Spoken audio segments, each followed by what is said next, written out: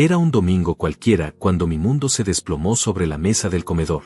El sol de octubre entraba por las ventanas de mi propia casa, esa que construí ladrillo a ladrillo durante 30 años de trabajo honesto, mientras mi hijo César reía a carcajadas con su esposa Rosa y algunos amigos que habían venido al almuerzo dominical. Yo estaba sirviendo el asado, como siempre hago los domingos desde que murió mi esposa hace 5 años, cuando escuché su voz burlona atravesar el aire como una navaja oxidada. Imagínense tener 65 años y seguir viviendo en esta casa vieja, dijo César, señalándome mientras cortaba la carne con movimientos exagerados. Mi viejo es todo un personaje. ¿Pueden creer que todavía usa esas camisas a cuadros de los años 80? ¿Y esos zapatos? Dios mío, creo que los tiene desde que yo era adolescente. Rosa se tapó la boca fingiendo disimular la risa, pero sus ojos brillaban de esa malicia que yo conocía muy bien después de 10 años de matrimonio entre ellos. Los invitados sonreían incómodos, sin saber si era apropiado reírse del anfitrión que los estaba alimentando con el mejor corte de carne que había podido conseguir esa semana. Yo seguí cortando el asado en silencio, sintiendo como cada palabra se me clavaba en el pecho como espinas envenenadas. Además, continuó César, claramente disfrutando ser el centro de atención, ¿vieron cómo maneja? Ayer me acompañó al centro y casi nos mata 3 veces. Los viejitos no deberían manejar, ¿verdad? Es un peligro público. Más risas. Más miradas de lástima hacia mi persona. Yo seguía cortando, concentrándome en el movimiento rítmico del cuchillo, tratando de mantener la compostura que mi padre me había enseñado cuando era niño. Un hombre de verdad no pierde la calma delante de extraños, Gervasio. Papá, me llamó César, alzando su copa de vino tinto, ese vino de $150 que yo había comprado especialmente para esa ocasión. Ven acá, quiero preguntarte algo importante. Me acerqué limpiándome las manos en el delantal que había pertenecido a mi esposa. Había algo en su tono que me puso en alerta máxima, esa sonrisa que conocía desde que tenía 5 años, la misma que usaba cuando estaba a punto de hacer alguna travesura especialmente cruel con los gatos del vecindario. Dime, César, respondí, tratando de mantener la voz firme. No, dijo riéndose, la pregunta es para ti, papá. Ven, siéntate aquí al lado mío. Obedecí, como siempre había hecho. Me senté en la silla que me señaló, justo al lado suyo, donde todos podían verme perfectamente. Rosa me miró de arriba abajo con esa expresión de superioridad que había perfeccionado durante años. Dime, papá, dijo César con esa voz melosa y venenosa a la vez, como miel mezclada con arsénico, ¿cómo se siente ser un perdedor a esta edad? El silencio se hizo tan denso que pude escuchar el tic-tac del reloj antiguo de la pared, ese que había pertenecido a mi abuelo. Rosa se mordió el labio tratando de no explotar en carcajadas. Los invitados bajaron la mirada hacia sus platos, claramente incómodos pero sin atreverse a intervenir. Yo me quedé ahí sentado, con las manos todavía húmedas del agua donde había lavado el cuchillo, sintiendo como cada latido de mi corazón resonaba en mis oídos como tambores de guerra. Perdón, ¿qué dijiste?, pregunté, aunque había escuchado perfectamente cada sílaba ponzoñosa. ¿Cómo se siente ser un perdedor?, repitió César, ya sin disimular su crueldad, disfrutando cada segundo de mi aparente humillación. Digo, mírate bien. 65 años, viviendo solo en esta casa que se está cayendo a pedazos, sin $1 en el bolsillo, dependiendo de que nosotros vengamos a visitarte para no morirte de soledad como un perro abandonado.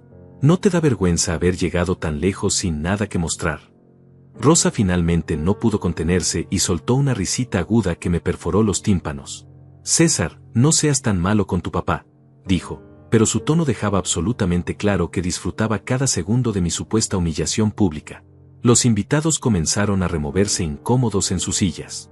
Miguel, el hijo de mi vecino de toda la vida, carraspeó y dijo algo sobre el clima cambiante, tratando desesperadamente de cambiar el tema. Pero César estaba en su elemento y no había terminado su espectáculo. No, en serio, insistió, mirándome fijamente con esos ojos que una vez habían sido inocentes. Me da mucha curiosidad. ¿Cómo se siente haber llegado a esta edad sin haber logrado absolutamente nada en la vida? Sin dinero, sin éxito, sin propiedades, sin nada que mostrar por toda una vida de trabajo supuestamente honrado. ¿No te arrepientes de no haber sido más ambicioso, más inteligente, más exitoso? Cada palabra era como un martillazo en mi autoestima, calculado para doler, para quebrarme delante de extraños. Sentí como la sangre se me subía a la cabeza, pero también algo más frío, más calculado, más peligroso. Durante 65 años había aprendido a controlar mi temperamento, especialmente con él. Durante 35 años había tragado comentarios hirientes, faltas de respeto monumentales, ingratitudes que habrían quebrado a cualquier padre normal. Pero esa pregunta, formulada delante de extraños, en mi propia casa, mientras comía mi comida y bebían mi vino caro, mientras se burlaban del hombre que había sacrificado todo por darles la vida que tenían, fue la gota que derramó el vaso que había estado llenándose durante décadas. Dejé el delantal sobre la mesa con una calma que me sorprendió incluso a mí mismo. Caminé hacia mi lugar en la cabecera de la mesa, donde tenía mi servilleta de tela y mis cubiertos de plata, los únicos lujos que me permitía, y me senté con la parsimonia de un hombre que acababa de tomar la decisión más importante de su vida. Todos me miraban expectantes, probablemente esperando que bajara la cabeza y me tragara la humillación como un perro regañado, como siempre había hecho durante todos esos años de faltas de respeto acumuladas. En lugar de eso, los miré uno por uno, muy despacio, tomándome mi tiempo, hasta que mis ojos se posaron definitivamente en César. El silencio se había vuelto casi insoportable cuando finalmente abrí la boca. ¿Sabes qué, hijo?, dije con una tranquilidad glacial que me sorprendió incluso a mí mismo. Antes de responder tu pregunta tan interesante, déjame hacerte una yo a ti. César frunció el ceño, claramente no esperaba esa reacción. Rosa dejó de sonreír completamente. ¿Cómo se siente saber que este perdedor va a dejar de pagar las cuotas de tu casa mañana mismo? La sonrisa se le borró de la cara como si le hubieran dado una bofetada con guante de hierro. Rosa se enderezó en su silla, con los ojos muy abiertos, empezando a entender que algo había cambiado fundamentalmente. ¿Cómo se siente?, continué, saboreando cada palabra como si fuera el mejor vino, saber que este perdedor va a cancelar el seguro de tu auto, la tarjeta de crédito que pago religiosamente todos los meses, y los $2,000 que deposito en tu cuenta cada 15 días desde hace 10 años. César se había puesto completamente pálido, como si hubiera visto un fantasma. Por primera vez en años, mi hijo no tenía absolutamente nada que decir. Ah, y una cosa más, agregué, levantándome lentamente de la mesa mientras los invitados nos miraban boquiabiertos. Si realmente quieres saber cómo se siente ser un perdedor, pregúntaselo a tu esposa cuando tengan que mudarse de vuelta al apartamento de los padres de ella. Si alguna vez has sentido que tu propia familia te ha convertido en invisible, que aquellos por quienes diste todo te tratan como si fueras menos que nada, entonces entenderás por qué ese momento cambió absolutamente todo para siempre. Después de dejar a mi hijo con la boca abierta y a su esposa calculando mentalmente cuánto dinero acababan de perder, me retiré a mi habitación mientras los invitados se marchaban en silencio incómodo. Sentado en el borde de mi cama, mirando la fotografía de mi esposa Carmen que guardaba en la mesa de noche, no pude evitar recordar cómo había llegado hasta ese momento de quiebre total. Todo comenzó mucho antes de que César naciera, cuando yo tenía apenas 8 años y vivía con mi abuelo Braulio en esta misma casa. Mi padre había muerto en un accidente de trabajo y mi madre, incapaz de criarme sola, me dejó con el viejo. Braulio era un hombre de pocas palabras pero de principios férricos, un carpintero que había construido esta casa con sus propias manos durante los años 40. Gervasio, me decía mientras lijaba una tabla en su taller improvisado en el garaje, un hombre se mide por lo que da, no por lo que recibe. El dinero viene y va, pero el respeto que te ganas con tu trabajo honesto, eso nadie te lo puede quitar. Crecí viendo cómo mi abuelo se levantaba todos los días a las 5 de la mañana, preparaba su café negro sin azúcar, y se dirigía a trabajar en las casas del barrio. Nunca lo escuché quejarse, nunca lo vi faltar a su palabra, nunca presencié que tratara mal a nadie. Los domingos, después de misa, me enseñaba a usar las herramientas. Las manos son para crear, no para destruir, me explicaba mientras me mostraba cómo clavar un clavo sin doblar la cabeza. Y la lengua es para decir la verdad, aunque duela. Los hombres que mienten o que humillan a otros, esos no son hombres de verdad. Cuando César nació, 30 años después, yo ya era un adulto formado por esas enseñanzas. Carmen y yo habíamos logrado construir un pequeño negocio de carpintería que nos daba para vivir dignamente. No éramos ricos, pero teníamos lo suficiente. Sin embargo, cuando vi a mi hijo en mis brazos por primera vez, tomé una decisión que ahora entiendo fue mi primer gran error. Este niño va a tener todo lo que yo no tuve, le dije a Carmen mientras mecíamos la cuna que yo mismo había construido. Va a estudiar en las mejores escuelas, va a usar la mejor ropa, nunca le va a faltar nada. Carmen, que era una mujer sabia y prudente, me miró con preocupación. Gervasio, está bien querer darle una buena vida, pero también tiene que aprender el valor del esfuerzo. Mi padre siempre decía que los hijos que no aprenden a valorar lo que tienen, terminan despreciando a quienes se lo dan. Pero yo no escuché. Estaba tan obsesionado con compensar las carencias de mi infancia que no me di cuenta de que estaba creando un monstruo de ingratitud. Desde que César pudo caminar, tuvo todo antes de pedirlo. Los juguetes más caros, la ropa de marca, las vacaciones en hoteles 5 estrellas que yo pagaba trabajando doble turno. Cuando comenzó la escuela primaria, era el único niño que llegaba en taxi porque yo no quería que caminara como había hecho yo. Cuando cumplió 10 años, le regalé una bicicleta que costaba más de lo que mi abuelo ganaba en 3 meses. Cuando cumplió 15, ya tenía su propio teléfono celular, algo que en esa época era un lujo absoluto. Carmen intentaba poner límites. Gervasio, el niño necesita aprender que las cosas cuestan esfuerzo. No puede tener todo lo que quiere simplemente porque lo quiere. ¿Por qué no?, respondía yo, cegado por mi amor mal entendido. Trabajo para eso. Si no es para darle lo mejor a mi hijo, entonces ¿para qué sirve tanto esfuerzo? La diferencia entre César y yo se hizo evidente desde muy temprano. Mientras yo había aprendido a valorar cada centavo, cada herramienta, cada oportunidad de trabajo, él daba todo por sentado. Si se le rompía algo, sabía que yo le compraría uno nuevo. Si quería salir con amigos, sabía que yo le daría el dinero. Si tenía problemas en la escuela, sabía que yo encontraría la forma de solucionarlos. Recuerdo vívidamente el día que cumplió 16 años. Había ahorrado durante 2 años para comprarle un auto usado pero en excelente estado. Cuando lo vio estacionado frente a la casa con un gran moño rojo, su reacción no fue la que yo esperaba. ¿Es usado?, fue lo primero que preguntó, sin siquiera agradecer. Sí, pero está en perfectas condiciones. Lo revisé personalmente, cambié todas las piezas que... Todos mis amigos tienen autos nuevos, me interrumpió con esa expresión de desdén que ya empezaba a perfeccionar. ¿No podrías haberte esforzado un poco más? Carmen, que había presenciado la escena desde la puerta, se acercó y le dio una bofetada que resonó por toda la cuadra. No le hables así a tu padre. Ese hombre se mata trabajando por ti. Pero el daño ya estaba hecho. En los ojos de César pude ver algo que me heló la sangre. No había respeto, no había gratitud, solo había expectativa. Como si yo fuera una máquina dispensadora de caprichos, como si mi único propósito en la vida fuera satisfacer sus deseos sin recibir nada a cambio. Los años de universidad fueron peores.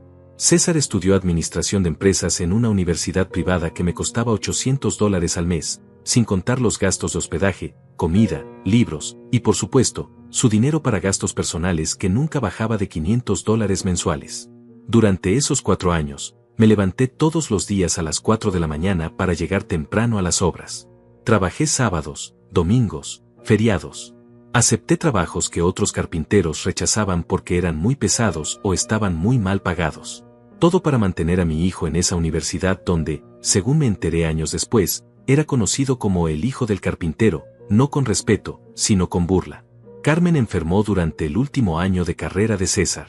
Los doctores dijeron que era cáncer y que necesitaba tratamiento inmediato. Yo tenía que elegir entre pagar la quimioterapia o el último semestre de universidad de mi hijo. Dile a César que se tome un año sabático, me sugirió Carmen desde la cama del hospital, pálida pero lúcida. La educación puede esperar, pero mi tratamiento no. Pero cuando le expliqué la situación a César, su respuesta fue devastadora. Papá, yo no puedo interrumpir mis estudios. Estoy a 3 meses de graduarme. Mamá va a entender. No entendió. Carmen murió 6 meses después, trabajando hasta el último día porque no podíamos costear el tratamiento completo. César se graduó con honores y yo asistí a su ceremonia solo, con el corazón roto, vistiendo el único traje decente que tenía, mientras veía a mi hijo recibir su diploma sin siquiera buscarme entre la multitud. Esa noche, limpiando las herramientas en el taller como hacía mi abuelo Braulio, encontré una carta que Carmen había escrito antes de morir. Con manos temblorosas, la abrí. Mi querido Gervasio, si estás leyendo esto es porque ya no estoy contigo. Quiero que sepas que no te culpo por la decisión que tomaste. Sé que creías que estabas haciendo lo correcto al priorizar la educación de César. Pero también quiero que sepas que nuestro hijo se está convirtiendo en alguien que no reconozco. Lo hemos amado tanto que se nos olvidó enseñarle a amar. Le hemos dado tanto que no aprendió a valorar nada. Por favor, no cometas el mismo error conmigo que cometimos con él. No permitas que me recuerdes solo como la madre que murió para que él pudiera graduarse. Lloré esa noche como no había llorado desde la muerte de mi abuelo. Pero en lugar de tomar esa carta como una advertencia, La interpreté como una confirmación de que tenía que seguir dándole todo a César, ahora en memoria de su madre. Cuando se casó con Rosa 3 años después, yo pagué la boda completa. Cuando quisieron luna de miel en Europa, yo financié el viaje. Cuando decidieron que necesitaban una casa más grande, yo hipotequé esta casa para darles el enganche. Cuando Rosa quedó embarazada y perdió el bebé, yo pagué todos los gastos médicos. Y durante todos esos años, las visitas se fueron espaciando, las llamadas telefónicas se fueron acortando, y el respeto se fue evaporando como agua en el desierto. César había aprendido que yo siempre estaría ahí para resolver sus problemas, pagar sus deudas, y aguantar sus desplantes. Se había acostumbrado tanto a mi generosidad que la veía como una obligación, no como un sacrificio. Ahora, sentado en mi habitación después de la humillación del almuerzo, entendí que mi abuelo Braulio tenía razón. El respeto no se compra con dinero, se gana con dignidad. Y yo había pasado 35 años comprando el amor de mi hijo en lugar de enseñarle a respetarme. Pero esa tarde, mirando la fotografía de Carmen y recordando las palabras sabias de mi abuelo, tomé la decisión más difícil de mi vida. Iba a recuperar mi dignidad, aunque eso significara perder a mi hijo para siempre.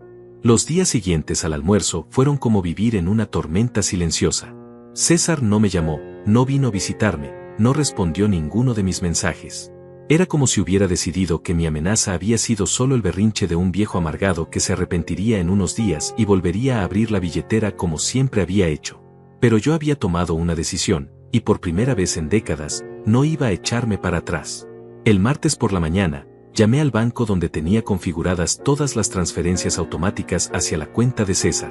La empleada, una mujer joven llamada Camila que me conocía desde hace años, parecía confundida. ¿Está seguro, señor Castaño? Estas transferencias llevan activas más de 10 años. ¿Quiere cancelarlas todas? Todas, confirmé, sintiendo un nudo en el estómago pero manteniéndome firme. Los $2,000 quincenales, el pago del seguro del auto, la tarjeta de crédito, todo. ¿Y el pago de la hipoteca de la casa en Riverside? Esos son $1,800 mensuales. Respiré profundo. Esa casa era donde vivía César con Rosa, la que habían escogido porque necesitaban algo más acorde a su estatus social. Yo había puesto mi propia casa como garantía para conseguir el préstamo. También, dije finalmente. Camila hizo una pausa. Señor Castaño, si me permite preguntarle, ¿todo está bien en casa? Era una pregunta inocente, pero me dolió más de lo que esperaba. Todo está como debe estar, Camila. Es hora de que mi hijo aprenda a valerse por sí mismo. Esa misma tarde, mientras reparaba una mesa en mi taller para mantener las manos ocupadas, escuché el familiar sonido del auto de César entrando a la cochera. Pero había algo diferente en la forma en que frenó, más brusco, más agresivo. Las puertas se cerraron con más fuerza de la necesaria. César entró a la casa sin tocar, como siempre hacía, pero esta vez Rosa venía con él. Sus caras no mostraban la típica condescendencia de siempre, había algo más peligroso ahí, desesperación apenas disimulada. Papá, dijo César, tratando de sonar casual, tenemos que hablar. Dejé las herramientas y me limpié las manos en el delantal. Te escucho. Mira, comenzó, intercambiando una mirada rápida con Rosa, no sé qué mosca te picó el domingo, pero ya está bueno de jueguitos. Acabamos de recibir una llamada del banco diciendo que cancelaste los pagos. Así es. Rosa se adelantó, con esa sonrisa falsa que usaba cuando quería algo. Gervasio, sabemos que estás molesto por lo que pasó en el almuerzo. César se excedió un poco, ¿verdad, amor? Le dio un codazo disimulado a su marido. Sí, murmuró César sin mucha convicción. Tal vez fui un poco duro. Pero tampoco es para tanto, ¿no? Era solo una broma. Una broma, repetí, sintiendo como la sangre me hervía otra vez. ¿Llamarme perdedor delante de extraños era una broma? Ay, Gervasio, no seas tan susceptible. Rosa alzó las manos dramáticamente. Los hombres siempre se están molestando entre ellos. Es normal. César te adora, solo estaba jugando. Jugando. Me acerqué un paso. Díganme, ¿también era un juego cuando el mes pasado le dijiste a tu hermana por teléfono que yo era un estorbo en esta casa? ¿Pensaste que no te escuché? Rosa se puso roja como un tomate. Yo, no dije eso exactamente. Y también era un juego cuando César le dijo a su jefe que tenía que venir a cuidar al viejo los domingos, como si fuera una obligación horrible. César bajó la mirada. Por un momento, Pensé que tal vez había una pizca de vergüenza ahí, pero se recuperó rápidamente. Papá, está bien, nos equivocamos. Lo admitimos. Pero no puedes castigarnos así. Tenemos responsabilidades, compromisos. La hipoteca vence el viernes. Castigarlos. La palabra me salió como un ladrido. César, tienes 35 años. Rosa tiene 32. ¿En qué momento se volvió mi responsabilidad pagar sus gastos? Porque eres nuestro padre, gritó Rosa, perdiendo completamente la compostura. Los padres ayudan a sus hijos. Es tu obligación. Mi obligación era criarte, educarte y enseñarte valores. Y en eso fallé completamente. César se pasó las manos por el cabello, un gesto que hacía desde niño cuando estaba nervioso. Papá, mira, entendemos el mensaje. Ya captamos que estás molesto. Pero esto es muy extremo.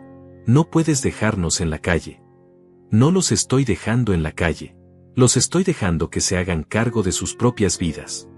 Rosa exploró. Esto es una locura. Gervasio, tú no entiendes cómo funciona el mundo moderno. Todo es más caro ahora. La comida, la gasolina, los servicios. No se puede vivir con un solo sueldo.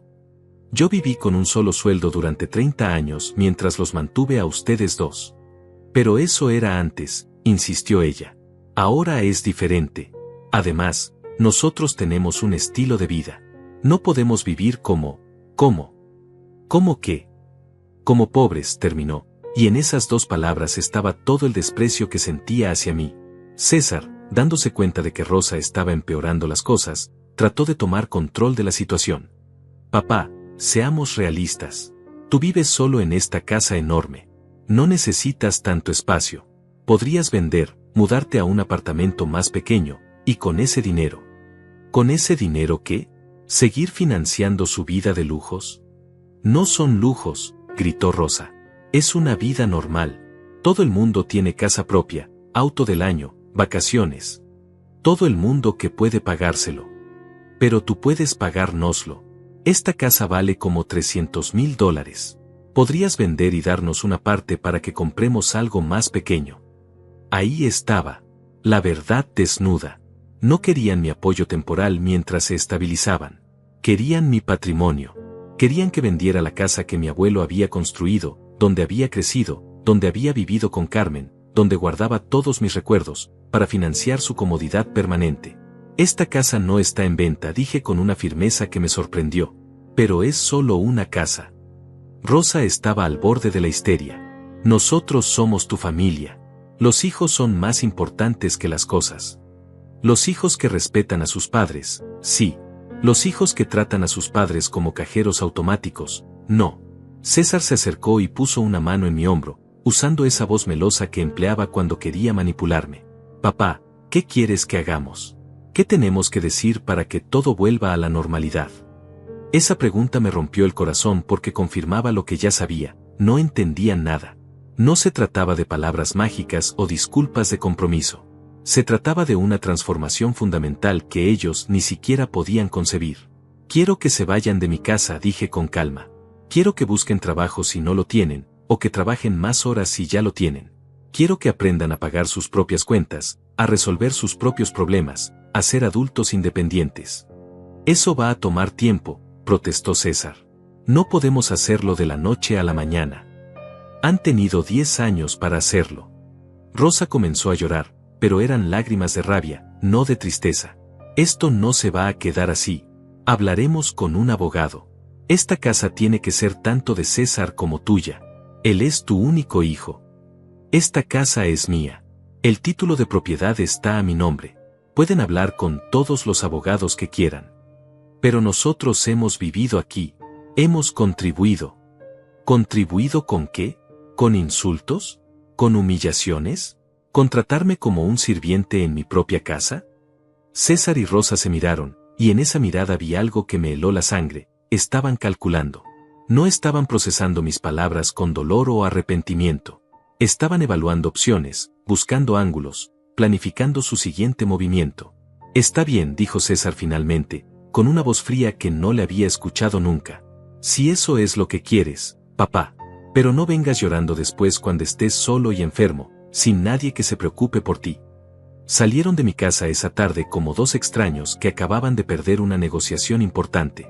Y yo me quedé ahí, en el silencio de mi hogar, entendiendo que la guerra apenas había comenzado. Las siguientes 2 semanas fueron las más extrañas de mi vida. Por primera vez en décadas, mi teléfono no sonaba con llamadas de César pidiendo dinero para emergencias repentinas. No recibía mensajes de Rosa recordándome fechas de pago o quejándose de que el depósito había llegado tarde. La casa estaba en un silencio que no sabía si era paz o abandono.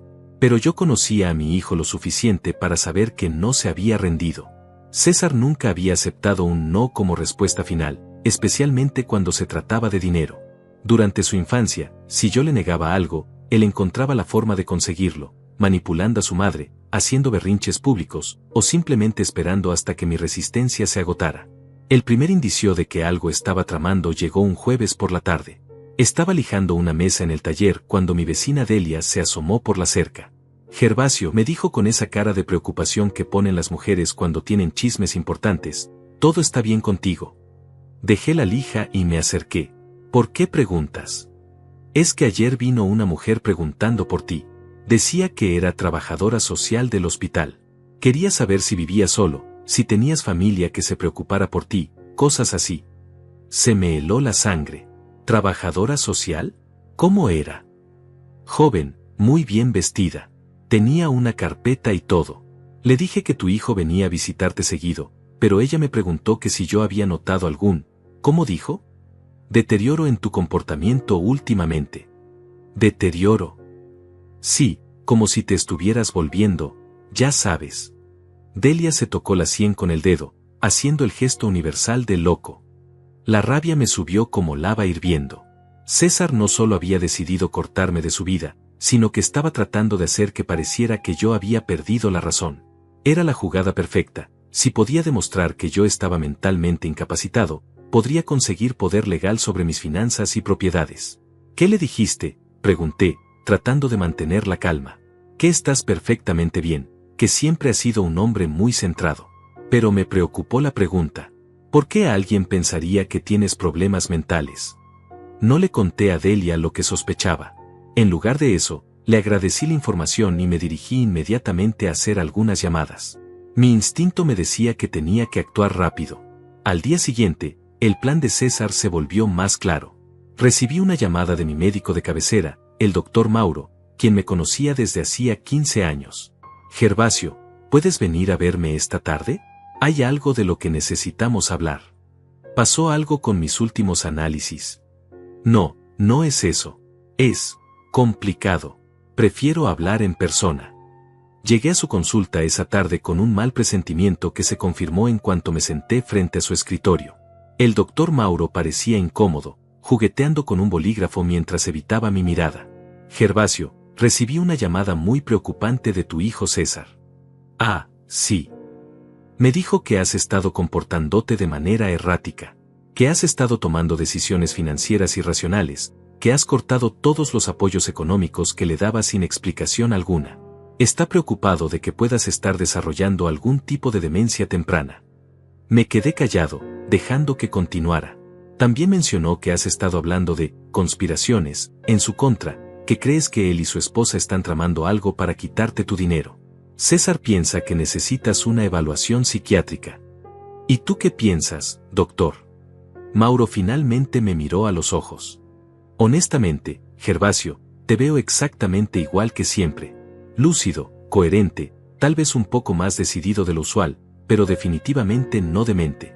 Sin embargo, si tu hijo está considerando pedirle a un juez que declare tu incapacidad mental, puede hacer eso. Si presenta suficientes evidencias de comportamiento irracional, sí. Especialmente si puede conseguir que otros familiares o vecinos testifiquen que has cambiado. El sistema está diseñado para proteger a los adultos mayores de sus propias decisiones destructivas. Salí de esa consulta con la claridad terrible de entender que César no solo quería mi dinero, quería destruir mi autonomía completamente. Si lograba que me declararan mentalmente incapaz, él tendría control total sobre mi vida, mis finanzas, mis decisiones. Sería como estar muerto en vida. Esa noche, no pude dormir. Caminé por la casa como un fantasma, viendo cada rincón con ojos nuevos. Esta casa que había sido mi refugio durante décadas de repente se sentía como una trampa. Me di cuenta de que César conocía cada centímetro de este lugar, sabía dónde guardaba los documentos importantes, conocía mis rutinas, mis debilidades. Fue entonces cuando encontré la primera evidencia real de que mis sospechas eran correctas. Mientras revisaba mi escritorio, buscando mis documentos legales para asegurarme de que estuvieran en orden, noté que alguien había movido las cosas. No era obvio para alguien que no conociera mi sistema obsesivo de organización, pero yo sabía exactamente cómo dejaba cada papel, cada folder. El título de propiedad de la casa había sido movido. Lo mismo con mi testamento, mis estados de cuenta bancarios, y la póliza de seguro de vida. Alguien había estado revisando mis documentos, probablemente fotografiándolos. Con manos temblorosas, revisé las cerraduras de las ventanas. La de la cocina tenía marcas casi imperceptibles alrededor del marco, como si alguien la hubiera forzado sutilmente. César tenía llaves de la casa, por supuesto, pero tal vez no quería que yo supiera de sus visitas nocturnas. Mi paranoia se confirmó cuando, 2 días después, recibí una llamada que me cambió todo.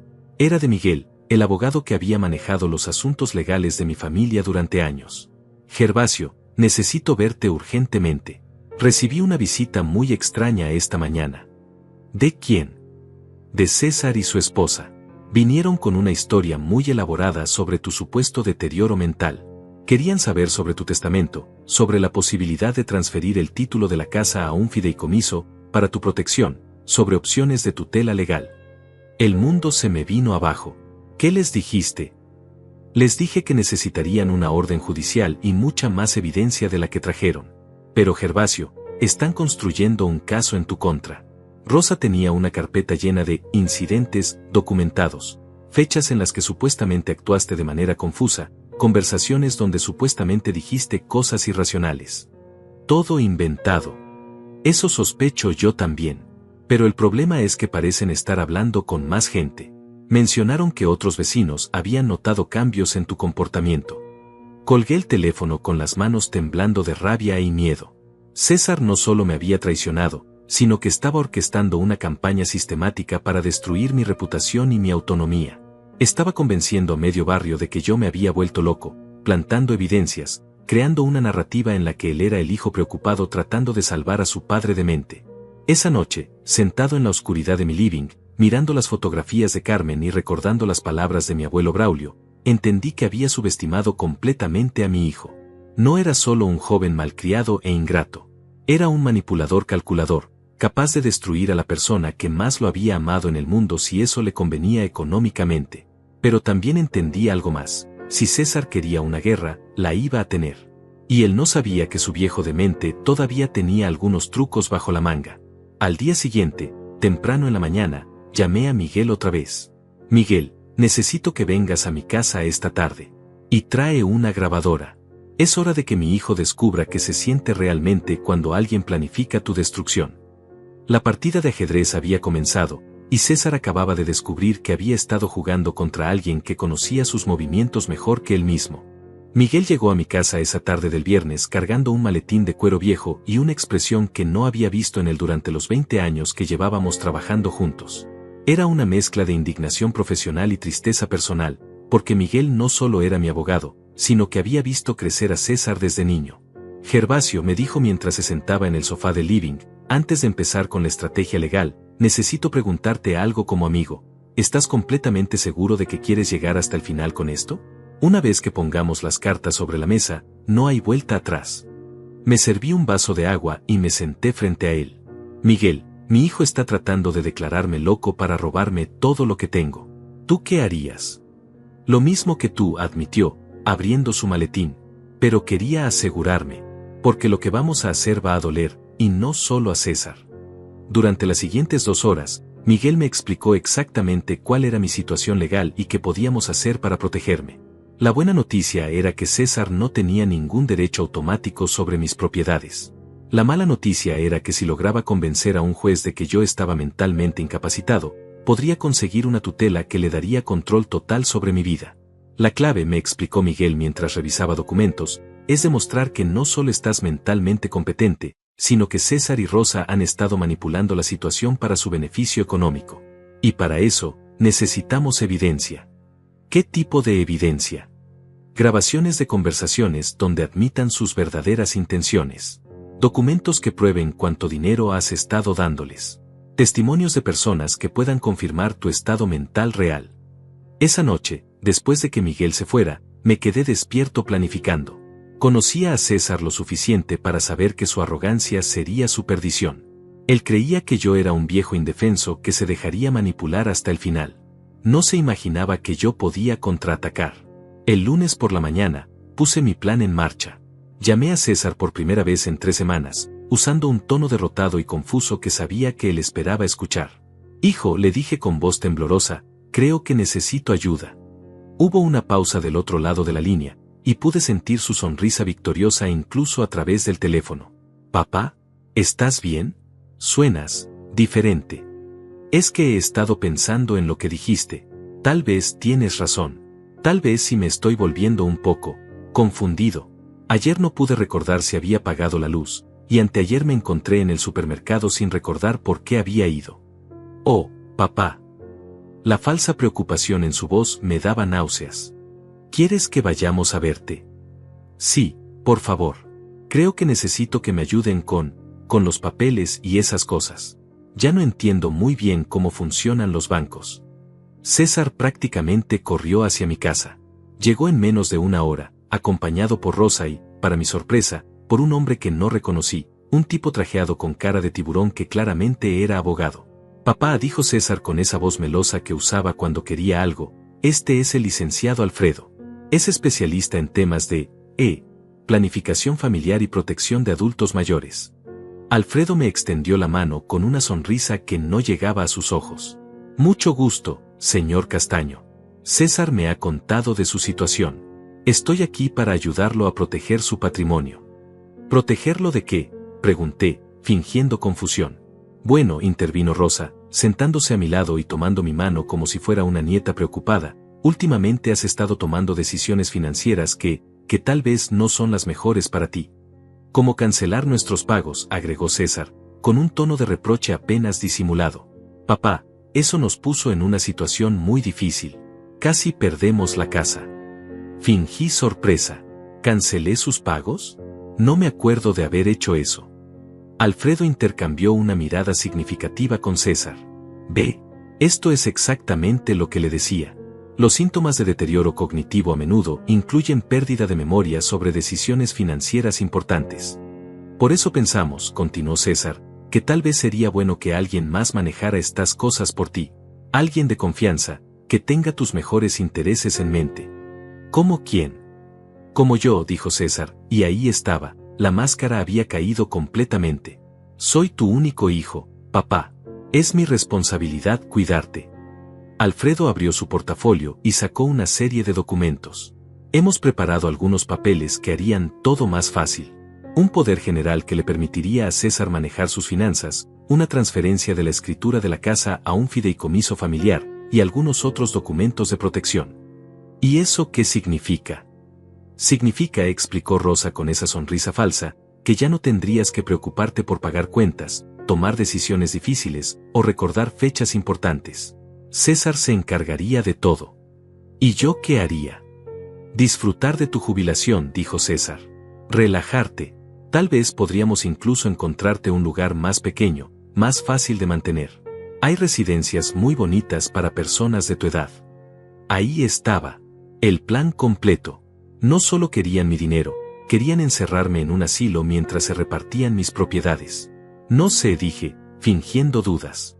Es que esta casa tiene muchos recuerdos. Los recuerdos van contigo, papá, dijo César, acercándose con los documentos. Además, piénsalo, no más preocupaciones, no más responsabilidades. Solo tienes que firmar aquí y todo va a estar perfecto. Me levanté lentamente, como si fuera un esfuerzo. ¿Puedo leer los papeles primero? Por supuesto, dijo Alfredo, pero son documentos legales complejos. Tal vez sería más fácil si César te explica lo importante. No, insistí, quiero leerlos. Mis ojos todavía funcionan bien. Mientras fingía revisar los documentos, que básicamente me despojaban de todo control sobre mi vida y mis bienes, escuché a César susurrarle algo a Rosa. Ella se rió por lo bajo y murmuró, por fin, Entonces llegó el momento que había estado esperando. ¿Saben qué?, dije, alzando la vista de los papeles. Antes de firmar esto, ¿les molestaría si llamamos a Miguel? Él ha sido mi abogado durante años, y me gustaría que revisara estos documentos. La cara de César se descompuso instantáneamente. ¿Para qué necesitas otro abogado? Alfredo es perfectamente competente. Es que Miguel me conoce desde hace mucho tiempo. Me sentiría más tranquilo si él me explica qué estoy firmando. Alfredo se removió incómodo en su silla. Señor Castaño, estos documentos son estándar. No hay nada complicado ahí. Aún así, insistí, caminando hacia el teléfono, prefiero llamarlo. No, gritó César, levantándose de golpe. No necesitas llamar a nadie más. Esa reacción fue lo que estaba esperando. Me volví hacia él con expresión sorprendida. ¿Por qué gritas, hijo?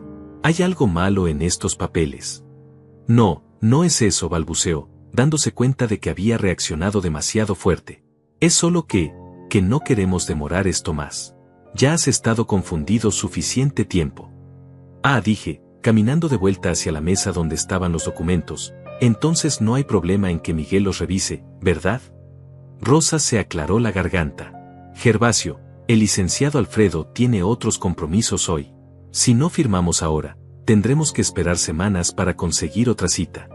¿Semanas?, pregunté, fingiendo preocupación. ¿Tanto tiempo? ¿Y si me pasa algo mientras tanto? Exactamente, dijo César, acercándose con una pluma. Por eso es mejor que firmemos ahora, mientras estás, lúcido. Me acerqué a la mesa, tomé la pluma, y me incliné sobre los documentos como si fuera a firmar. César, Rosa y Alfredo se inclinaron hacia adelante expectantes. Entonces me enderecé y sonreí. ¿Saben qué es lo más interesante de todo esto?, dije con una voz completamente clara y firme que los hizo retroceder sorprendidos. ¿Qué?, preguntó César, confundido por mi cambio de tono. Que durante toda esta conversación, he estado grabando cada palabra. El silencio que siguió fue ensordecedor. Miguel había salido de la cocina, donde había estado escuchando todo, con una grabadora digital en la mano y una sonrisa que prometía justicia. Caballeros, dijo Miguel, creo que tenemos suficiente evidencia de intento de fraude y manipulación de adulto mayor. César se había puesto blanco como papel. Rosa parecía que iba a vomitar. Alfredo estaba guardando sus documentos a toda velocidad. ¿Cómo se siente?, les pregunté con la misma calma glacial del día del almuerzo. Descubrir que el viejo demente lo superó en su propio juego. El silencio que siguió a mi revelación fue como el momento antes de que explote una bomba. César, Rosa y el abogado Alfredo se quedaron congelados, como si alguien hubiera pausado una película en el momento exacto del impacto. Miguel se acercó a la mesa con la grabadora todavía funcionando, su expresión profesional pero con un brillo de satisfacción en los ojos que conocía desde hace décadas. Para que quede claro en la grabación, dijo Miguel con voz oficial, son las 3:45 de la tarde del lunes 23 de octubre. Presentes en esta habitación están Gervasio Castaño, César Castaño, Rosa Castaño, el licenciado Alfredo Mendoza, y yo, Miguel Torres, abogado del señor Gervasio Castaño. César finalmente encontró su voz. Papá, ¿qué es esto?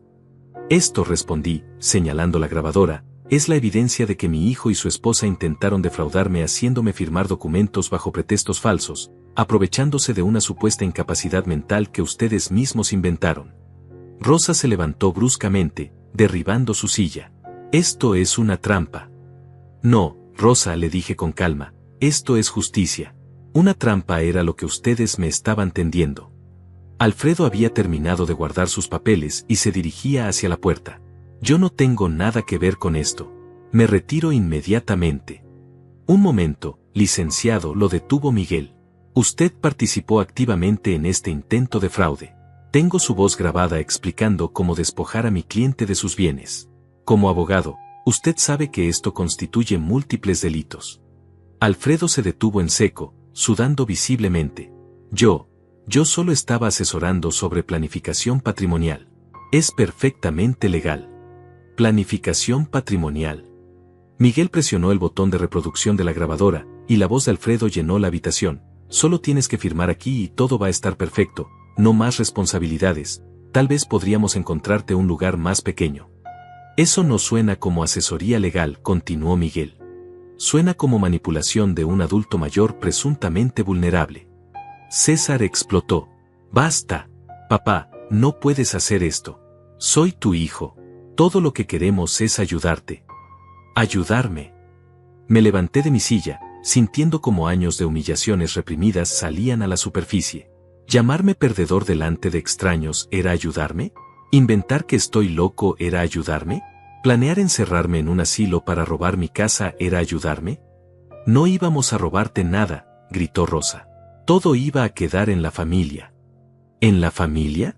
Rosa, desde que te casaste con mi hijo, no has hecho más que tratarme como un estorbo. He escuchado tus comentarios sobre mi ropa, mi casa, mis modales. He visto cómo le das codazos a César cuando hablo demasiado tiempo. He soportado que me traten como un empleado doméstico en mi propia casa. Miguel volvió a presionar play, y la voz de Rosa resonó claramente. Por fin. Era el susurro que había hecho cuando pensó que yo iba a firmar los documentos. Rosa se puso roja de la vergüenza. Eso no significa nada. Significa todo, le respondí. Significa que estaba celebrando mi supuesta demencia. Estabas feliz de que tu suegro fuera declarado incompetente. César se pasó las manos por el cabello, ese gesto nervioso de siempre. Papá, está bien, tal vez nos equivocamos en la forma. Pero tienes que entender nuestra posición. De repente cortaste todo el dinero, sin explicación, sin aviso. Nos dejaste sin nada. Sin nada. La pregunta salió como un rugido. César, tienes 35 años. Tienes un trabajo. Tu esposa también puede trabajar. ¿Por qué, sin mi dinero, significa, sin nada? Porque tenemos gastos. Responsabilidades. ¿Qué responsabilidades? ¿La hipoteca de la casa que escogieron porque querían algo acorde a su estatus? ¿El auto del año que necesitaban para causar buena impresión? ¿Las vacaciones en Europa que eran necesarias para su bienestar mental? Miguel sacó una carpeta de su maletín. Hablando de gastos, tengo aquí un resumen de todo el dinero que Gervasio ha transferido a la cuenta de ustedes en los últimos 10 años. Abrió la carpeta y comenzó a leer. Pagos directos a la cuenta de César Castaño, $240,000. Pagos de hipoteca de la casa en Riverside, $180,000. Seguros de auto, $45,000. Gastos médicos y emergencias, $60,000. Vacaciones y gastos recreativos, $75,000. César y Rosa intercambiaron miradas de pánico mientras Miguel continuaba. Total documentado, $600,000 en 10 años. Esto sin contar regalos, cenas, gastos navideños, y otros desembolsos menores. Papá no tenía obligación de llevar registro de eso, protestó Rosa. Tiene razón, admitió Miguel. No tenía obligación. Pero un hombre previsor siempre documenta sus transacciones importantes. Especialmente cuando sospecha que algún día podría necesitar defenderse. Saqué de mi bolsillo una libreta vieja y gastada. Esta libreta tiene anotado cada dólar que les he dado desde que César se casó. Cada transferencia, cada préstamo, cada emergencia, que resultó ser unos zapatos caros o una cena en un restaurante de lujo. César se acercó como si fuera a quitarme la libreta, pero Miguel se interpuso. Además, continuó Miguel, tenemos testimonios de vecinos que confirman el estado mental perfecto del señor Castaño, así como evidencia de que ustedes han estado intentando crear una narrativa falsa sobre su deterioro cognitivo. ¿Qué evidencia?, preguntó Alfredo, claramente nervioso. La trabajadora social falsa que mandaron a entrevistar a los vecinos, por ejemplo. Resulta que esa mujer no trabaja para ningún hospital. Es una actriz que Rosa contrató para hacer preguntas sobre el estado mental de Gervasio. Rosa se desplomó en el sofá. ¿Cómo? Porque después de 30 años como abogado, sé reconocer una estafa cuando la veo. Y porque Gervasio es más inteligente de lo que ustedes jamás le dieron crédito. César finalmente pareció entender la magnitud de su situación. ¿Qué quieres, papá? ¿Dinero? ¿Una disculpa pública? ¿Qué? La pregunta me rompió el corazón porque demostraba que aún no entendía nada. Todavía pensaba que esto se trataba de negociaciones, de encontrar el precio correcto para comprar mi perdón. Quiero que salgan de mi casa, dije simplemente. Quiero que busquen la forma de pagar sus propias cuentas. Y quiero que aprendan que las acciones tienen consecuencias. ¿Y si no?, preguntó Rosa, con un último destello de desafío. Miguel cerró su maletín con un golpe seco. Si no, presentamos cargos por intento de fraude, manipulación de adulto mayor y falsificación de documentos. El licenciado Alfredo podría enfrentar la pérdida de su licencia profesional. Y ustedes dos podrían enfrentar tiempo en prisión. Alfredo prácticamente corrió hacia la puerta. Yo no sabía nada de esto. Me engañaron completamente. Claro, murmuró Miguel, todos los abogados criminales dicen lo mismo. César y Rosa se levantaron en silencio. No había más argumentos, no había más manipulaciones posibles. Su plan maestro se había desmoronado completamente. Esto no se va a quedar así, murmuró César mientras caminaba hacia la puerta. Tienes razón, le respondí. No se va a quedar así. Va a empeorar cada día que no aprendas la lección. Los vi salir de mi casa por última vez como la familia que pensé que tenía. Ahora sabía exactamente quiénes eran, y más importante, sabía exactamente qué tenía que hacer al respecto.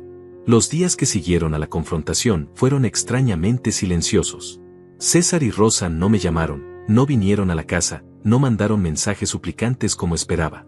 Era como si hubieran desaparecido de la faz de la tierra, y eso me preocupó más que sus gritos o amenazas. Miguel me había advertido que el silencio era peligroso. Cuando los estafadores quedan en evidencia, no se rinden. Buscan otras formas de atacar. Tenía razón. El primer golpe llegó el viernes por la mañana cuando mi vecina Delia tocó mi puerta con cara de preocupación. Gervasio, no sé cómo decirte esto, pero creo que deberías saber lo que está pasando en el barrio. ¿Qué pasa? Rosa estuvo ayer hablando con varias vecinas. Les está diciendo que tú la amenazaste, que le gritaste cosas horribles, que casi le pegas. Dice que están considerando pedir una orden de restricción. Se me heló la sangre. ¿Qué más dijo? Que has estado comportándote de manera muy agresiva desde que cortaste el dinero. Que el doctor te dijo que podrías tener problemas neurológicos pero que te niegas a recibir tratamiento. Martina y Camila ya están hablando de llamar a servicios sociales. Rosa era más inteligente de lo que pensaba. Si no podía declararme loco legalmente, iba a usar el tribunal de la opinión pública para aislarme y hacer que pareciera un viejo peligroso y desquiciado. ¿Tú le creíste? Delia me miró con esos ojos bondadosos que tenía desde que éramos jóvenes. Gervasio, te conozco desde hace 40 años. Nunca te he visto alzarle la voz ni a un mosquito. Pero hay gente que no te conoce tan bien. Esa tarde llamé a Miguel para contarle lo que estaba pasando. Es una táctica clásica, me explicó. Si no pueden atacarte legalmente, te atacan socialmente. Están tratando de crear un ambiente donde cualquier acción que tomes parezca la reacción de un hombre inestable. ¿Qué puedo hacer? Por ahora, nada. Mantén tu rutina normal, sé amable con los vecinos, documenta cualquier interacción extraña. Mientras tanto, yo voy a acelerar los procesos legales. Pero las cosas se pusieron peores. El lunes siguiente, mientras compraba verduras en el mercado donde había ido durante 20 años, noté que doña Matilde, la vendedora de siempre, me evitaba la mirada. Cuando finalmente se acercó, lo hizo con una cautelosa distancia. Don Gervasio, me dijo en voz baja, ¿es cierto lo que dicen de usted? ¿Qué dicen? Que golpeó a su nuera, que la amenazó. Mi comadre Rosa me contó que usted se puso muy violento. La manipulación era perfecta. Rosa se había presentado como una víctima inocente, probablemente con lágrimas en los ojos, contando una historia de abuso doméstico que hacía que yo pareciera un monstruo. Doña Matilde, le dije con toda la calma que pude reunir, ¿usted realmente cree que yo sería capaz de golpear a una mujer? Me miró fijamente durante unos segundos, y vi el conflicto en sus ojos. Conocía mi carácter, pero los rumores tienen una forma de contaminar incluso las mentes más claras. No sé qué creer, don Gervasio. Rosa parecía muy asustada. Compré mis verduras en silencio y regresé a casa con una pesadez en el pecho que no había sentido desde la muerte de Carmen. Me di cuenta de que César y Rosa no se conformarían con robarme mi dinero, querían destruir mi reputación, mi dignidad, mi lugar en la comunidad donde había vivido toda mi vida. Esa noche, sentado en la cocina donde tantas veces había cenado con Carmen, me sentí más solo de lo que me había sentido nunca. Por un momento terrible, me pregunté si no habría sido más fácil simplemente firmar esos papeles, dejar que me pusieran en un asilo, y rendirme completamente. Fue entonces cuando encontré la carta. Mientras limpiaba un cajón de la cocina, buscando distracción en tareas domésticas, mis dedos tocaron un sobre que había olvidado completamente. Era la letra de Carmen, y el sobre decía, Para Gervasio, cuando más lo necesite. Con manos temblorosas, abrí la carta que mi esposa había escrito antes de morir. Mi querido Gervasio, si estás leyendo esto es porque estás pasando por un momento muy difícil. Conozco tu corazón, y sé que probablemente estás dudando de ti mismo, preguntándote si hiciste lo correcto, si fuiste demasiado duro, si deberías haber sido más comprensivo. Quiero que sepas que el hombre del que me enamoré hace 30 años es un hombre de principios inquebrantables. Tu abuelo Braulio te enseñó que la dignidad no se negocia, y tu padre te mostró que el trabajo honesto es la base de todo. No traiciones esas enseñanzas por miedo a la soledad. Si César te está causando dolor, es porque no aprendió las lecciones que tratamos de enseñarle. Eso no es tu falla como padre, es su falla como hijo. Un hombre que no respeta a quien le dio la vida, no merece los sacrificios de esa vida. Sé fuerte, mi amor. Sé el hombre que siempre has sido. No por mí, no por César, sino por ti mismo. Tu abuelo te está viendo desde donde esté, y está orgulloso del hombre que te convertiste. Con todo mi amor eterno, Carmen. PD, en el taller, detrás de la caja de herramientas de tu abuelo, hay algo que él dejó para ti cuando más lo necesitaras. Lloré esa noche como no había llorado desde su funeral. Pero no eran lágrimas de derrota, eran lágrimas de liberación. Carmen tenía razón. Había estado dudando de mí mismo, preguntándome si mi reacción había sido demasiado extrema, si debería buscar algún tipo de reconciliación. Pero la carta me recordó quién era yo realmente. No era el viejo quebrado que César creía que podía manipular. Era el nieto de Braulio, el hombre que había construido esta casa con sus propias manos. Era el esposo de Carmen, que había trabajado honestamente toda su vida. Era Gervasio Castaño, y tenía derecho a ser respetado. A la mañana siguiente, fui al taller y moví la pesada caja de herramientas de mi abuelo. Detrás había un sobre amarillento con mi nombre escrito en la letra temblorosa que recordaba de sus últimos años. Dentro había una carta y algo más, el título de propiedad original de la casa, el mismo que mi abuelo había recibido cuando la terminó de construir en 1952. Pero también había un documento que no había visto nunca, un testamento donde mi abuelo me dejaba no solo la casa, sino también 3 pequeñas propiedades en el centro de la ciudad que había comprado durante los años 50. Propiedades que yo no sabía que existían. Propiedades que ahora valían una fortuna. La carta de mi abuelo era corta pero directa. Gervasio, si estás leyendo esto es porque alguien está tratando de quitarte lo que es tuyo. Estas propiedades las compré trabajando de noche durante 10 años. Son para ti y para tus hijos, pero solo si esos hijos te respetan como mereces. Un hombre que no defiende su dignidad, no merece tener nada que defender. Sé fuerte, nieto. Haz que me sienta orgulloso. Esa tarde llamé a Miguel con una sensación de poder que no había experimentado en años. Miguel, necesito que vengas. Acabo de descubrir que soy mucho más rico de lo que pensaba. Cuando le mostré los documentos, Miguel silbó por lo bajo. Gervasio, estas propiedades en el centro valen por lo menos $2 millones. ¿César sabe de esto? No tenía ni idea. Perfecto. Entonces ahora sí tenemos todas las cartas. César y Rosa pensaron que estaban atacando a un viejo pobre y vulnerable. Van a descubrir que se metieron con el hombre equivocado. Por primera vez en semanas, sonreí de verdad. La guerra no había terminado, pero acababa de descubrir que tenía mucha más munición de la que mis enemigos imaginaban. El descubrimiento de las propiedades de mi abuelo cambió completamente el juego. Miguel y yo pasamos la siguiente semana organizando una estrategia que no solo me protegería, sino que le enseñaría a César y Rosa las consecuencias reales de sus acciones. La venganza no es solo recuperar lo que perdiste, me dijo Miguel mientras revisábamos los documentos en su oficina. La venganza es asegurarte de que nunca más te subestimen. Las 3 propiedades que mi abuelo había dejado incluían un edificio de apartamentos en el centro que generaba rentas mensuales de $15,000, un local comercial arrendado a una farmacia por $5,000 mensuales, y un terreno que una empresa constructora quería comprar por $1,200,000. Gervasio, me explicó Miguel, tú no eres solo el carpintero jubilado que César cree que eres. Eres propietario de un patrimonio de más de $3 millones. Pero más importante que el dinero era la influencia. El edificio de apartamentos estaba en la misma cuadra donde César trabajaba como gerente de ventas en una concesionaria de autos. El dueño de esa concesionaria, don Diego, resultó ser inquilino de uno de mis locales comerciales desde hacía 15 años. Es hora de que tu hijo entienda cómo funciona realmente el mundo, continuó Miguel. Él pensó que podía destruir tu reputación en el barrio.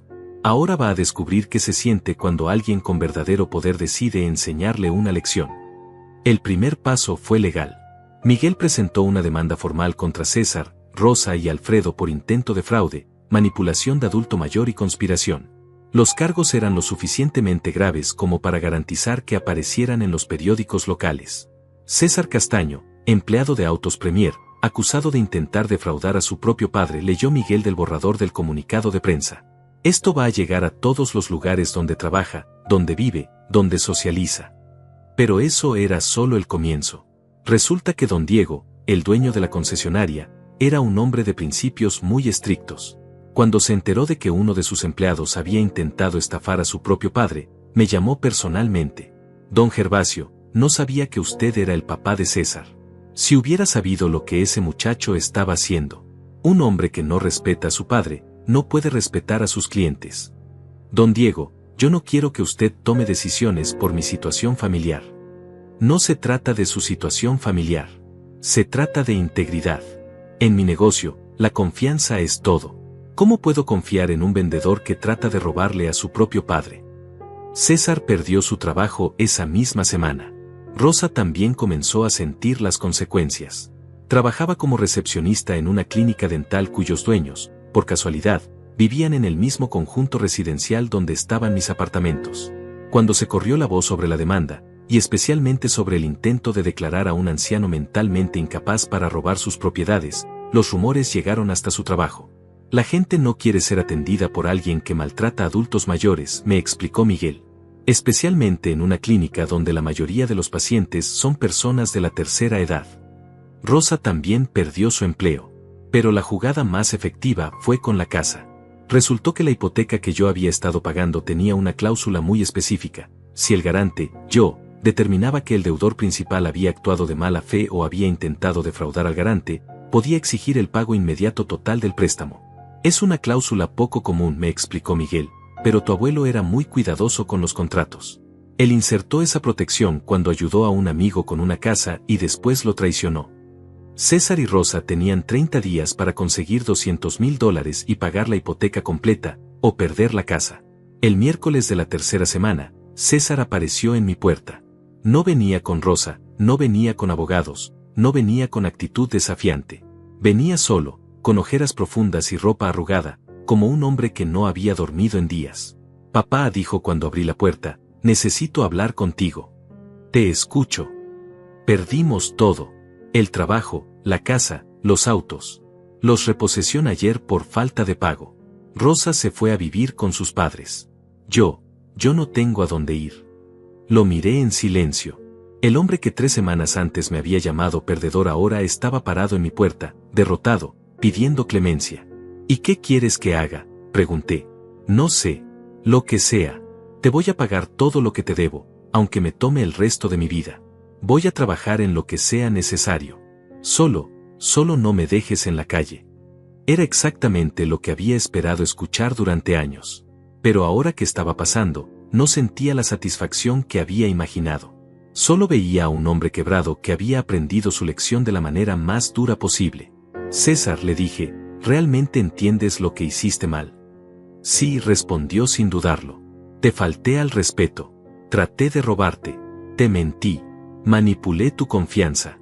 Fui el peor hijo que pudiera existir. ¿Y por qué lo hiciste? Se quedó callado durante un largo momento, y cuando habló, su voz estaba quebrada. ¿Por qué? Porque me acostumbré a que siempre estuvieras ahí. Pensé que sin importar cómo te tratara, tú siempre me ibas a rescatar. Pensé que ser tu hijo me daba derecho a tu dinero, tu casa, tu vida.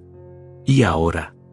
Ahora entiendo que ser tu hijo me daba la responsabilidad de respetarte, de cuidarte, de honrar todo lo que sacrificaste por mí. Y fallé completamente. Por primera vez en 35 años, mi hijo estaba hablando como un hombre adulto. César, le dije finalmente, puedes quedarte en el cuarto de huéspedes. Pero vas a vivir bajo mis reglas. Vas a buscar trabajo. Vas a pagar renta. Vas a hacer tareas domésticas. Y vas a tratar esta casa y a mí con el respeto que merecemos. Acepto todo. Y si alguna vez, vuelves a faltarme al respeto o a intentar manipularme, Sales de esta casa y de mi vida para siempre. ¿Entendido? Entendido. Esa noche, mientras cenábamos en silencio en la mesa donde todo había comenzado, me di cuenta de que había ganado algo más valioso que dinero o propiedades. Había recuperado mi dignidad, tal vez, había ganado un hijo que finalmente entendía el valor del respeto. Miguel tenía razón, la mejor venganza no era destruir a César. Era convertirlo en el hombre que siempre debió ser. 6 meses después del día que cambió todo, me levanto cada mañana a las 6, preparo café para 2, y escucho los pasos de César bajando las escaleras para desayunar antes de irse a trabajar. No es el mismo hombre que me humilló en ese almuerzo dominical. Tampoco soy yo el mismo hombre que se quedó callado durante décadas. César consiguió trabajo en una carpintería del otro lado de la ciudad. Gana la tercera parte de lo que ganaba en la concesionaria, pero llega a casa cada día con las manos sucias y una satisfacción en los ojos que nunca había visto cuando vendía autos. Me paga $400 de renta mensual, hace las compras del supermercado, y los domingos me ayuda con las reparaciones de la casa. Buenos días, papá, me dice cada mañana, y por primera vez en años, esas palabras suenan genuinas. Rosa nunca volvió. Según me contó César, se divorció de él en cuanto se dio cuenta de que ya no había dinero fácil en la ecuación. Se casó con un hombre mayor que conoció en el trabajo de sus padres, alguien que sí tiene la cuenta bancaria que ella siempre buscó. César firmó los papeles sin pelear. Me hizo un favor, me dijo una noche mientras reparábamos juntos la cerca del patio. Me casé con ella por las razones equivocadas. Quería una mujer que me hiciera ver exitoso, no una compañera de vida. Las propiedades de mi abuelo han resultado ser una bendición inesperada. Los ingresos mensuales me permiten vivir cómodamente sin depender de César, y más importante, me dan la independencia de ayudarlo o no según su comportamiento, no por obligación. Miguel y yo retiramos la demanda después de que Alfredo perdiera su licencia profesional y César aceptara hacer servicio comunitario en un hogar de ancianos. Nada enseña más respeto hacia los adultos mayores que cuidar de ellos, me dijo Miguel con una sonrisa. El barrio tardó algunas semanas en procesar la verdad completa de lo que había pasado. Cuando los vecinos se enteraron de la grabación y de cómo César y Rosa habían intentado manipular la situación, la opinión cambió completamente. Doña Matilde en el mercado ahora me recibe con sonrisas y me guarda los mejores tomates. Delia viene cada tarde a tomar café y me cuenta todos los chismes del vecindario. Siempre supe que usted no era capaz de lastimar a nadie, me dijo Martina la semana pasada. Pero Rosa era muy convincente con sus lágrimas. Las lágrimas más peligrosas, le respondí, son las que se derraman para manipular, no para sanar. Una tarde de domingo, mientras César y yo trabajábamos en el taller organizando las herramientas de mi abuelo, me atreví a hacer la pregunta que había estado evitando durante meses. ¿Me odias por lo que hice? César dejó de lijar la tabla que tenía en las manos y me miró directamente a los ojos. Al principio sí. Durante semanas pensé que eras un viejo cruel que se había vengado de tu propio hijo por una broma estúpida. ¿Y ahora? Ahora entiendo que no te vengaste de mí. Me salvaste de mí mismo. Se limpió las manos en el delantal y se sentó en el banco donde mi abuelo solía trabajar. Papá, yo estaba convirtiéndome en un parásito. Un hombre de 35 años que vivía de su padre, que no sabía el valor de nada porque nunca había tenido que ganárselo. Yo te malcrié, admití. Quería darte todo lo que yo no tuve, pero olvidé darte lo más importante que sí tuve, la satisfacción del trabajo honesto. ¿Sabes qué es lo más extraño?, continuó César. Ahora que gano mi propio dinero, que pago mis propias cuentas, que me levanto temprano porque tengo que hacerlo, no porque quiero algo de ti, ahora me siento más hombre de lo que me había sentido nunca. Esa conversación se quedó grabada en mi memoria como una de las más importantes de mi vida. Hace un mes, César me sorprendió con algo que no esperaba. Llegó a casa un viernes por la noche con una botella de vino y una expresión nerviosa que no le había visto desde que era adolescente. Papá, quiero presentarte a alguien. ¿A quién? Se llama Matilde. Trabaja conmigo en la carpintería. Es diferente. Matilde resultó ser una mujer sencilla, trabajadora, con manos callosas y una sonrisa genuina. Hija de un albañil, criada con los mismos valores de trabajo y respeto que mi abuelo me había enseñado. Durante la cena, no habló de marcas caras ni de lugares exclusivos. Habló de sus padres, de su trabajo, de sus sueños de tener una familia basada en amor real, no en conveniencia económica. Su hijo es un buen hombre, don Gervasio, me dijo mientras ayudaba a lavar los platos. Trabajador, honesto, respetuoso. Se nota que usted lo educó bien. Me reí por primera vez en meses. Tuve que educarla 2 veces.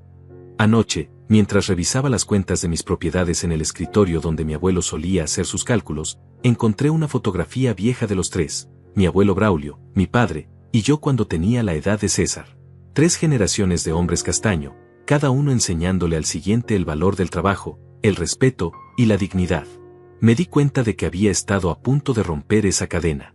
Mi amor malentendido había casi convertido a César en alguien que mi abuelo no habría reconocido como familia. Pero al final, las lecciones más duras son las que más profundo se graban. César toca la puerta de mi estudio. Papá, ¿tienes un minuto? Quiero pedirte algo. Claro, pasa. Se sienta frente a mí con esa expresión seria que ha reemplazado a la arrogancia de antes. Quiero pedirte permiso para casarme con Matilde. La formalidad me sorprende y me emociona al mismo tiempo. ¿Por qué me pides permiso? Porque eres mi padre, y tu opinión es la más importante para mí. Porque esta vez quiero hacer las cosas bien, como debe ser, con respeto y honor. ¿La amas?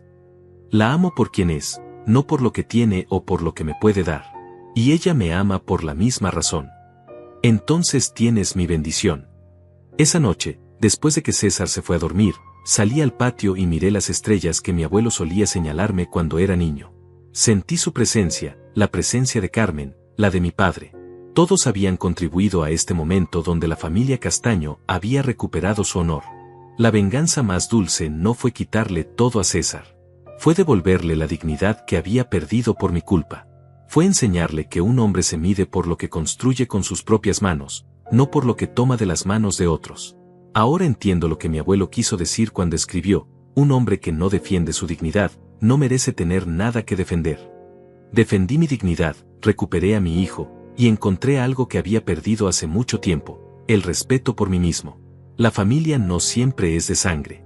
A veces es de valores, de respeto mutuo, de amor ganado día a día.